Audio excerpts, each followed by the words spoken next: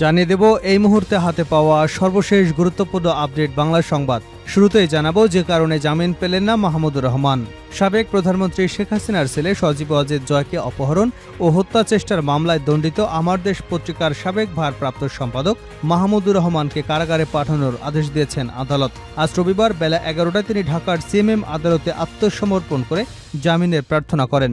ঢাকার অতিরিক্ত metropolitan magistrate Mahbubul হক জামিনের আবেদন নামঞ্জুর করে তাকে কারাগারে পাঠানোর আদেশ দেন। আইনজীবী সৈয়দ জয়নুল আবেদিন মেজবা বলেন, মামলাটি মিথ্যা, বানোয়াট ও ভিত্তিহীন। প্রশ্নবিদ্ধ বিচারিক প্রক্রিয়ায় তড়িৎ গতিতে বিচারের নামে প্রহসন করা হয়েছিল। মাহমুদুর রহমানের অনুপস্থিতিতে এ মামলায় তাকে 2 ধারায় 7 বছরের কারাদণ্ড দেওয়া হয়। এবারে জানাবো চাঁদাবাজি, জমি দখলের অভিযোগ, যৌথ বাহিনীর অভিযোগে বিএনপি নেতা গ্রেপ্তার। নারায়ণগঞ্জের সোনারগাঁওয়ে যৌথ বাহিনীর অভিযানে মগুরাপাড়া ইউনিয়ন বিএনপির সাধারণ সম্পাদক আতাউর রহমানকে আটক করা হয়েছে। শনিবার রাত 2টার দিকে উপজেলার হাবিবপুর নিজ বাড়ি থেকে তাকে গ্রেপ্তার করা হয়। জানাবো বাংলাদেশকে কারো অঙ্গরাজ্য বানাতে দেওয়া হবে না মামুনুল হক। বাংলাদেশকে একটি ভিন্ন দেশের অঙ্গরাজ্য বানাতে দেওয়া হবে না বলে মন্তব্য করেছেন বাংলাদেশ খেলাফত মজলিসের মহাসচিব ও হেফাজতে ইসলামের যুগ্ম মহাসচিব আল্লামা মামুনুল হক। শনিবার বিকেলে ঈশ্বরগঞ্জ সরকারি কলেজ মাঠে তিনি এমন মন্তব্য করেছেন। এদিকে একই মঞ্চে বিএনপি নেতার পাশে আওয়ামী লীগের সন্ত্রাসীরা। আওয়ামী সন্ত্রাসীদের অনেকে এখন বিএনপিতে ঢুকে পড়েছে। বিএনপির এক শ্রেণীর সুবিধাবাদী নেতাদের আশ্রয় প্রশ্রয়ে সম্প্রতি এমন ঘটনা ঘটেছে। রাজধানীর দক্ষিণখান এলাকায় দক্ষিণখান থানা স্বেচ্ছাসেবক লীগ নেতা এবং চিহ্নিত সন্ত্রাসী জাকির ও হান্নান স্থানীয় বিএনপির আলোচনা সভায় বিএনপি নেতাদের পাশে বসে বক্তৃতা করায় দক্ষিণখান এলাকায় চাঞ্চল্যের সৃষ্টি হয়েছে। এ ঘটনায় বিএনপির নেতাকর্মীদের মধ্যে ক্ষোভ এবং অসন্তোষ দেখা দিয়েছে। জানিয়ে দেব কারামুক্ত সন্ত্রাসীরা নতুন অপরাধে জড়ালেই ব্যবস্থা ডিএমপি কমিশনার। কারামুক্ত শীর্ষ সন্ত্রাসীরা নতুন কোনো অপরাধে জড়ালে তদন্ত করে তাদের বিরুদ্ধে আইনগত ব্যবস্থা নেওয়া হবে বলে জানিয়েছেন ঢাকা মহানগর পুলিশের কমিশনার মোহাম্মদ মইনুল হাসান। রবিবার সকালে নয়াপল্টনে বাংলাদেশ ক্রাইম রিপোর্ট অ্যাসোসিয়েশন আয়োজিত ওয়ালটন ক্যাপ ক্রীড়া উৎসব 2024 ফুটবল খেলার উদ্বোধনী অনুষ্ঠানে অংশ নিয়ে তিনি এসব কথা বলেন। এবং সর্বশেষ জানাবো আন্তর্জাতিক সংবাদ। নাসরুল্লাহকে হত্যা করতে 85 টন বোমা ফেলে ইসরায়েল। জাতিসংঘের ভাষণেই বোঝা গিয়েছিল লেবাননের সশস্ত্র সংগঠনের উপর কতটা ক্ষিপ্ত ইসরায়েলের প্রধানমন্ত্রী বেঞ্জামিন নেতানিয়াহু। ভাষণ দিয়ে বের হয়েই যেন পণ করেন তার ঘুম হারাম করে দেওয়া হিজবুল্লাহর প্রধানকে তিনি আর দুনিয়াতে রাখবেন না। এরপরই সর্বশক্তি দিয়ে লেবাননে ঝাঁপিয়ে পড়েন নেতানিয়াহু বাহিনী। চালানো হয় মুহুর্মুহু বিমান হামলা, ফেলা হয় টনকে টন বোমা। এতক্ষণ শিরোনাম শুনছিলেন, এবার বিস্তারিত। প্রিয় দর্শক, আপনি যদি এই চ্যানেলে নতুন হয়ে থাকেন, ভিডিওটি দেখতে দেখতে চ্যানেলটি সাবস্ক্রাইব করে আমাদের সঙ্গে থাকুন। আর এই ভিডিও সম্পর্কে আপনি আপনার মূল্যবান মতামতটি কমেন্ট বক্সে জানিয়ে দিন।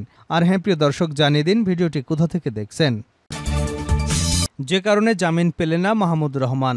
সাবেক প্রধানমন্ত্রী শেখ হাসিনার ছেলে সজীব ওয়াজেদ জয়কে অপহরণ এবং হত্যা চেষ্টার মামলায় দণ্ডিত আমার দেশ পত্রিকার সাবেক ভারপ্রাপ্ত সম্পাদক মাহমুদুর রহমানকে কারাগারে পাঠানোর আদেশ দিয়েছেন আদালত। রবিবার বেলা 11টায় তিনি ঢাকার সিএমএম আদালতে আত্মসমর্পণ করে জামিন প্রার্থনা করেন। ঢাকার অতিরিক্ত মেট্রোপলিটন ম্যাজিস্ট্রেট মাহবুবুল হক জামিনের আবেদন নামঞ্জুর করে কারাগারে পাঠানোর আদেশ দেন। আইনজীবী সৈয়দ জয়নুল আবেদিন মেজবা বলেন, মামলাটি মিথ্যা, বানোয়াট ও ভিত্তিহীন। প্রশ্নবিদ্ধ বিচারিক প্রক্রিয়ায় তড়িৎ গতিতে বিচারের নামে প্রহসন করা হয়েছিল। মাহমুদুর রহমানের অনুপস্থিতিতে এ মামলায় তাকে 2 ধারায় 7 বছরের কারাদণ্ড দেওয়া হয়। আমরা আপিলের শর্তে আদালতে জামিন করেছিলাম, কিন্তু একটি ধারায় 5 বছরের দণ্ড থাকায় আদালতের জামিন দেওয়ার এখতিয়ার না থাকায় জামিন আবেদন মঞ্জুর করে তাকে কারাগারে পাঠানোর আদেশ দিয়েছেন আদালত। তিনি আরও বলেন, ফৌজদারি কার্যবিধি অনুযায়ী কোনো আদালত যদি 1 বছরের বেশি কারাদণ্ড দেন তাহলে তিনি এ মামলায় জামিন দিতে পারেন না।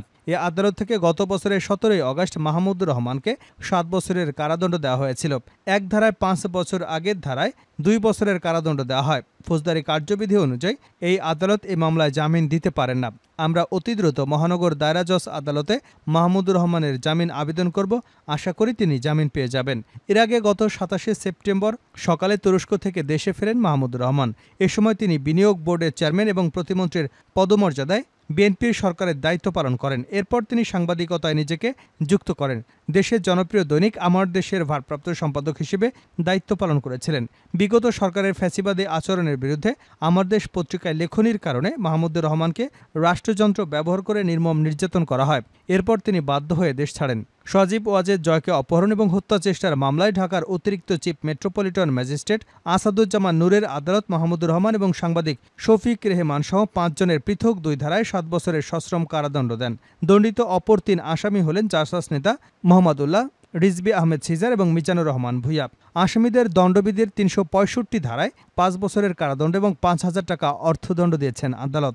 জরিমানার টাকা অনুযায়ী তাদের আরও ১ মাসের কারাভোগ করতে হবে।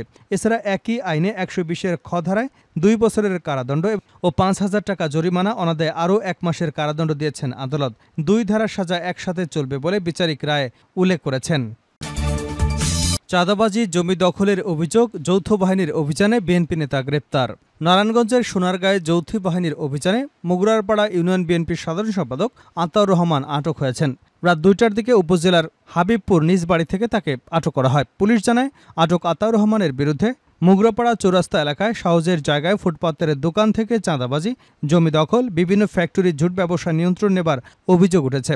তাছাড়া বিচার সালিসের নামে তার নেতৃত্বে বাবুল, রাকিব, নিজামুদ্দিনের একটি সিন্ডিকেট লাখ লাখ টাকা হাতিয়ে নিচ্ছে বলে অভিযোগের পরিপ্রেক্ষিতে তাকে আটক করা হয়েছে। সোনারগাঁ থানার ভারপ্রাপ্ত কর্মকর্তা এম বারী বলেন, বিএনপি নেতাকে আটক করে জিজ্ঞাসাবাদের জন্য থানায় নিয়ে আসা হয়েছে। তার বিরুদ্ধে অভিযোগ যাচাই বাছাই করা হচ্ছে। বাংলাদেশকে কারো অঙ্গরাজ্য বানাতে দেওয়া হবে না মামুনুল হক। বাংলাদেশকে একটি ভিন্ন দেশের অঙ্গরাজ্য বানাতে দেওয়া হবে না বলে মন্তব্য করেছেন বাংলাদেশ খেলাফত মজলিসের মহাসচিব ও হেফাজতে ইসলামের যুগ্ম মহাসচিব আল্লামা মোহাম্মদ মামুনুল হক। বিকেলে ঈশ্বরগঞ্জ সরকারি কলেজ মাঠে তিনি একথা বলেন। বাংলাদেশ খেলাফত মজলিস উপজেলা শাখা আয়োজিত ছাত্র জনতার বিপ্লবে সংগঠিত গণহত্যার বিচার ও নৈরাজ্যবাদের বিরুদ্ধে গণজাগরণ সৃষ্টির লক্ষ্যে গণসমাবেশে প্রধান অতিথির বক্তব্যে আল্লামা মামুনুল হক বলেন, স্বৈরাচার হাসিনা সরকার এদেশে আলেম ওলামাদের উপর চরম নির্যাতন করেছে। বিগত সরকারের আমলে শাপলা চত্বরে আলেম ওলামাদের সমাবেশ করতে দেয়নি, অথচ ওই সরকারের মদতপৃষ্ট শাহবাগী নাস্তিকবাদরা দিনরাত সমাবেশ করতে পৃষ্ঠপোষকতা করেছে। তিনি শাপলা চত্বরে আলেম ওলামাদের সমাবেশে নির্যাতনের কথা উল্লেখ করে বলেন, একটি রাত পর্যন্ত শাপলা চত্বরে থাকতে দেয়নি। শেখ হাসিনা তার দলবল নিয়ে প্রতিহিংসা রাজনীতি করেছে। দেশের অর্থ লুটপাট, গণমানুষের অধিকার হরণ, বাকশক্তি রুদ্ধ করে দিয়ে ১৮ কোটি মানুষের উন্নয়নের নামে লুটপাট করে দেশটাকে ফোকলা করে দিয়েছে। তিনি আরও বলেন, বিগত সরকারের আমলে স্কুল কলেজগুলোতে কি পড়াশোনা হয়েছে, যা ছিল হিন্দুত্ববাদ কায়েম করা। এদেশে অবশ্যই সম্প্রীতি বজায় থাকতে হবে, কোনো গোষ্ঠীর স্বার্থ সিদ্ধির জন্য নয়। বাংলাদেশকে একটি ভিন্ন দেশের অঙ্গরাজ্য বানাতে দেওয়া হবে না। তিনি অন্তর্বর্তীকালীন সরকারকে উদ্দেশ্য করে বলেন, নগ্নতা, সমকামিতা, নাস্তিকতা, পশ্চিমা দেশের সংস্কৃতি এদেশে কায়েম করতে দেওয়া হবে না।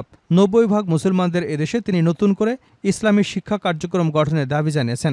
গত ৫ আগস্ট শিক্ষার্থীদের আন্দোলনে স্বৈরাচারের পতনে নতুন স্বাধীনতার অর্জনকে ধরে রাখার আহ্বান জানিয়ে তিনি বৈষম্যহীন ইসলামী সমাজ ব্যবস্থা গঠনে আলেম ওলামাদের নিয়ে গঠিত বাংলাদেশ খেলাফত মজলিসের পাশে ঐক্যবদ্ধভাবে সকলকে কাজ করবার আহ্বান জানান। একই মঞ্চে বিএনপি নেতাদের পাশে আওয়ামী সন্ত্রাসীরা। আওয়ামী সন্ত্রাসীদের অনেকেই এখন বিএনপিতে ঢুকে পড়েছে। বিএনপির এক শ্রেণীর সুবিধাবাদী নেতাদের আশ্রয় প্রশ্রয়ে সম্প্রতি এমন ঘটনা ঘটেছে রাজধানীর দক্ষিণখান এলাকায়। দক্ষিণখান থানা স্বেচ্ছাসেবক লীগ নেতা এবং চিহ্নিত সন্ত্রাসী জাকির এবং হান্নান স্থানীয় বিএনপির আলোচনা সভায় বিএনপি নেতাদের পাশে বসে বক্তৃতা করায় দক্ষিণখান এলাকায় চাঞ্চল্যের সৃষ্টি হয়। এ ঘটনায় বিএনপি নেতাকর্মীদের মধ্যে ক্ষোভ এবং অসন্তোষ দেখা দিয়েছে। সূত্র জানায়, দক্ষিণখান এলাকার বাসিন্দা সাজ্জাদ হোসেন জাকির এবং আব্দুল মান্নান কুখ্যাত জমির দালাল এবং জাল দলিলকারক হিসেবে পরিচিত।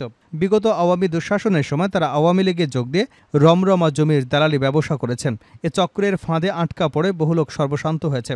দক্ষিণখান, ৩০০ ফুট পূর্বাঞ্চল এবং ভাটারা এলাকায় এরা ভূমিদস্যু হিসেবে পরিচিত। এলাকাবাসী জানায়, জাকির, হান্নান, মানিকজোড় দক্ষিণখান কাওলা এলাকার বাসিন্দা, সবসময় একসঙ্গে ঘোরাফেরা করে। এরা অবৈধ অস্ত্রধারী। এছাড়া আওয়ামী লীগের স্থানীয় কমিশনার আনিসুর রহমান নাইম এবং ঢাকা ১৮ আসনের সাবেক সংসদ সদস্য মোহাম্মদ হাবিব হাসানের ক্যাডার বাহিনীর অন্যতম সদস্য হিসেবে পরিচিত। এদের অন্যতম কাজ সাধারণ মানুষের জমি দখল করা এবং বিভিন্ন আবাসন প্রকল্পের মধ্যে জাল জালিয়াতি, ভয়ভীতি প্রদর্শন করে জমির বায়না করা। পরবর্তীতে ওই জমি বহুগুণ দামে কিনতে বাধ্য করা, সাব রেজিস্ট্রি অফিসে গিয়ে মাস্তানি করা এবং অস্ত্রের ভয় দেখে বেআইনিভাবে জমি রেজিস্ট্রি করে নেওয়া। আওয়ামী লীগের ১৬ বছরে এরা এভাবে ক্ষমতার অপব্যবহার করে কোটি কোটি টাকা কামিয়ে নিয়েছেন।